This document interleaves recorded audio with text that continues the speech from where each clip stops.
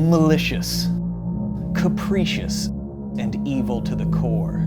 Demons are the embodiment of all that is chaotic and evil. This year sees the release of Out of the Abyss for 5th edition Dungeons & Dragons. It's Wednesday, so that means it's Web DM.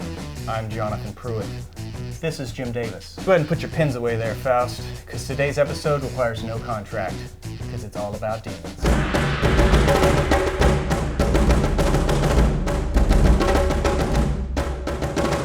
So our DMs out there don't have to sell their soul. Right. We're going to break down demons.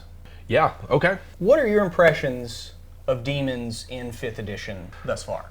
Yeah, all right, so kind of like dragons, where they used to have all these other abilities that made them more complicated to run, but also added some depth and complexity to them. All of those things have kind of been taken out, and most demons now are really stripped down to their core abilities. And I'm just not finding a lot of oomph there. Right. Particularly with the upper end demons, the Nalfeshni, the Glabrezu, or the Baelor. I'm finding that they're just kind of lackluster. Yeah. And I was reading the other day a group of 7th level characters taking down a CR 19 Baelor, and I was like, well, that can't be possible, but yeah, it can. Yeah. So when DMs, when they're sitting down to make an adventure or a campaign that's centered around demons or that features them, I'd seriously consider making tweaks to the monster manual. Right. And particularly for those high-end demons where there's not a lot of spellcasting abilities that they have anymore, there's not a lot of special powers that they have, or even for the Baelor where it's like they get 2 attacks and no legendary actions. To kind of make them a central character or a central enemy for the players, they've got to be able to shine when it comes to a fight. So they can easily be overwhelmed by a group of characters, and particularly higher level characters should be able to walk all over the more powerful demons. So you got to make sure they come in hordes. You got to be a lot of them. They don't have to cooperate and coordinate as much as, say, a group of devils would or Yugoloths. Right. But what you can do is have them swarm the party. They can hit them where they're weakest. They're very adaptable.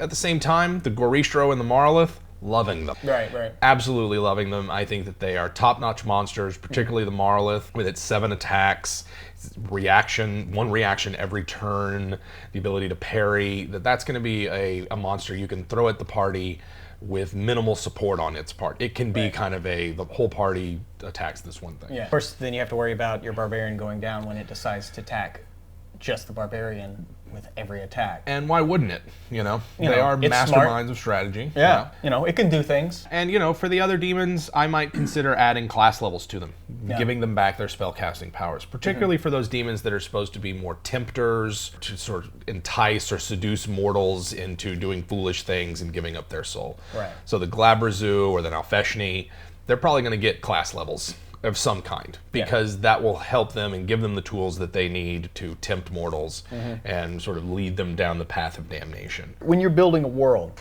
Yeah. how do you like to bring demons into it, whether it's just in Planescape or not? Yeah. How do you like to incorporate that? The first question I like to ask with demons is, what is their connection to the mortal realm?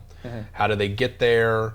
Can they travel there on their own? Do they have to be summoned by mortals? I really like the idea that they are not natural to the mortal realm and have to be brought in. So that gives them a reason to care about what mortals think, to worry about, say, not killing every wizard that summons them. Because establishing a relationship with a wizard or a cleric who's able to bring them into the world would be kind of an important deal. It's a useful tool. It's a useful tool. The second question is going to be, what's their relationship with the different religions of the fantasy world you're creating? You might go with a route of, well, if there used to be a good aligned god and it had its own servants who were angels, and then they fell, thus creating devils, then that means that demons are the result of a second rebellion against the original rebellion. So we've got lawful good angels, lawful evil devils, and then at some point a bunch of devils going, well, we don't want any of this, and we're going to go over here and be chaotic evil. Right. Or you could say, like the canon D&D does, where the chaotic evilness of the abyss just spontaneously breeds and gives birth to demons.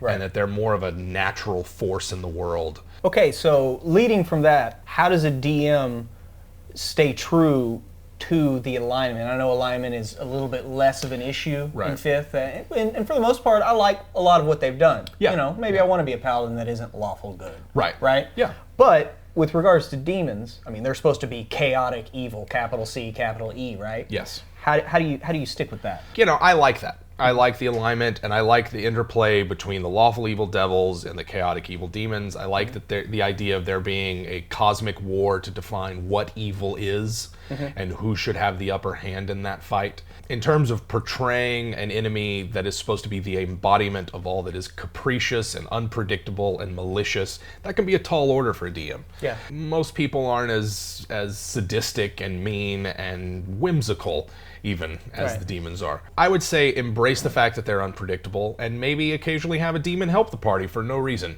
And Absolutely. just have the party be scared that the whole other time? shoe is going to drop. Maybe it never happens, maybe it does later. Yeah. Maybe you have something where the party, for whatever reason, would decide to travel to the abyss and encounter demons of all stripes and types and have them be just weird, and don't limit yourself to the 8 or so that are in the book, and just let your imagination go nuts with tentacles and eyeballs and teeth and claws and wings and heads and tails and whatever, and just mix and mash whatever you want and just create a weird creation of demons that are evil, always looking to get the better of somebody. Only respect strength. So when you roll up into a bunch of demons, you've got a posture. You can't appear weak, no matter what. You've got to be strong. You've got to be forceful and confident. Yeah, the second you think you're food, you are then food. You are then food, Yeah. because even the smallest ones, even those sacks of skin, the lemurs, will pounce all over you. You know, even the lowest ones, even the little larvae that green hags and night hags trade on the river Styx for souls or whatever it is that they're doing, are out to get the better of you. Yeah. So when you were talking about demons, Yeah, we got to talk about Planescape. we got to. So talk to me about Planescape. Planescape's one of my favorite settings for D&D because it's so weird and so just off the wall. Right. And one of the central things about Planescape was this idea of the Blood War, that at some point millennia ago, devils and demons started a fight over who would be the most evil. Yeah. And they are being manipulated by the neutral evil Yugoloths, who kind of play both sides off the other and kind of behind the scenes making sure that everything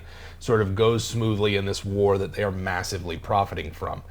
And so it's this idea that before evil can overtake good, evil has to decide who's top dog. Is it going to be Right. systemic oppression or psychopathic murder sprees? Maybe if you've got a campaign and you want to draw on some of that ideas that were generated in Planescape, every time a devil shows up, a demon shows up to counteract it. Every time a demon shows up and you summon it, there is a devil somewhere making a log of that. They might come after you and be like, "You've summoned way too many demons into this world, sir, and we are out to get you." And you're like, "I thought angels handle that kind of thing." You're like, "Nope, No, you're clearly breaking the cosmic accords, if you'll notice here. absolutely." Because they're lawful evil. Because right? they're absolutely lawful evil. And so, I mean, I think that for DMs or even players who want to mine Planescape for that kind of lore or background, there's a Planeswalker website that they can go to and they can look for that information, find some of the books at a used bookstore. Planescape has a ton of really useful information about how one type of cosmology works for the Dungeons and Dragons world. At one point, it was the official cosmology. Now it's kind of fuzzier. Yeah. You know, but for one reason or another. For one reason or another. And maybe not everybody likes the Great Wheel with all the alignment and aligned planes and everything, but they want to take this idea of a cosmic conflict that higher level players can get involved in. It's like, what do you do when players can travel to the planes and serve as mercenaries in the armies of a bunch of demons? And what you were saying earlier, never really thought about it this way, but it really seems like the neutral evil, the Yugoloths or whatever, are just kind of like Lord Varys from Game of Thrones. Absolutely. Manipulating the two sides to be at war while other things can happen. Yeah, it's like, I'm going to profit off this anyway. I'll just take this away from them, give this to them. Yeah, We'll yeah. switch sides in the middle of a fight. Here's something that newer players might know. What happened to the Tonari?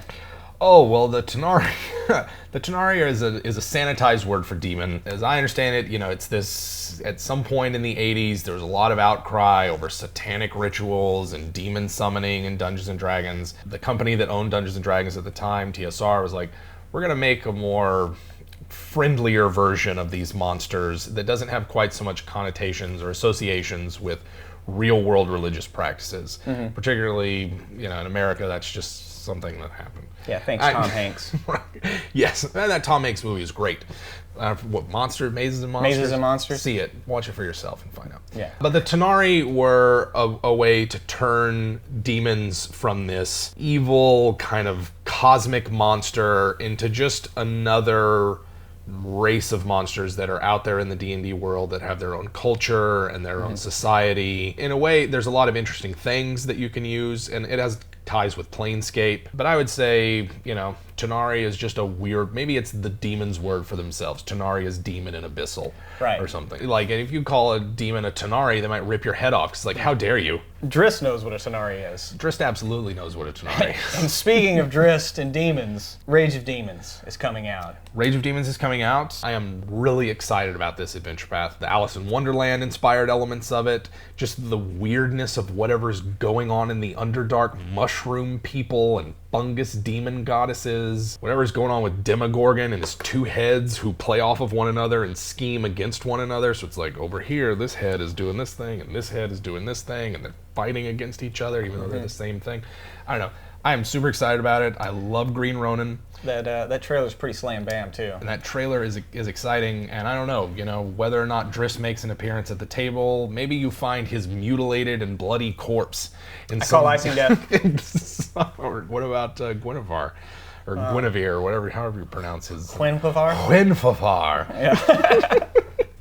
Yeah, I don't know, but I want that mithril chain. Okay. And All right. I got dibs. But yeah, I'm really excited about Rage of Demons, and I think that, by now the game has been out long enough that the game developers and the people that are designing these adventures might have a better idea of what the rules have, how they work, than the people who were given that monumental task of doing it while the game was still being developed. Yeah, and Green Ronin puts out some really good stuff, so I'm excited to see what they bring to the table. Me too, man. Me too. Yeah. Thanks again for watching WebDM. We're going to have new ones every Wednesday. Tell your friends. Come back next week.